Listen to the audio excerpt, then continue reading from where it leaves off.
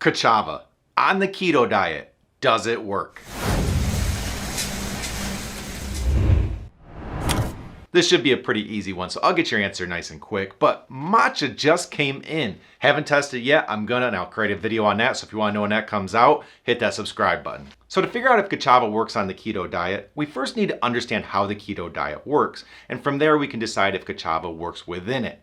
So the keto diet at a very basic level is a very low carb, high healthy fat, moderate protein diet. So if you were to go out and research this and try to find out how many carbs you're allowed to have on the keto diet, you will get multiple answers. But the range is usually somewhere between 35 and 50 net carbs per day. But there are calculators out there to help determine what would work best for you, so you could use that to your advantage as well. Now the key thing I've said so far is net carbs. So you don't just look at a nutritional label and say, oh, how many carbs are in this, and then subtract it from your total carb allowance. What you actually do is take the total number of carbs and subtract the fiber, and that is your net carbs. So if you're looking at something you're looking to eat and it says it has a total of 15 carbs, but 8 grams of fiber, you subtract the 8 from 15 and you're left with 7. That is your net carbs. That is what you take away from your total allowance on the day. So now, where does kachava fall? Well, each of the different flavors have a slightly different carb or fiber number, but each one comes out to 17 net carbs. So yes,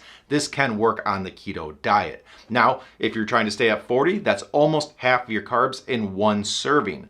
And that might sound like, well, that doesn't work because I still need the rest of the day. But with the keto diet, you're generally taking in a lot of foods that are high fat, very low carb. So you can pair those around this and still fill out your day very well. So if you're eating eggs, cheeses, seafoods, meats, things like that have almost no carbs, this is going to be a great way to still get a lot of nutrition, because that can be a little tricky on the keto diet sometimes because you've eliminated a lot of foods that give you certain nutritions. And this will just load you full of that while still keeping you under that carb limit that you need to be at. Plus giving you some high quality fats, some protein to boot, while still keeping the calories in check if you're also moderating that. So I personally think that kachava could be a great pair to the keto diet depending on how you use it.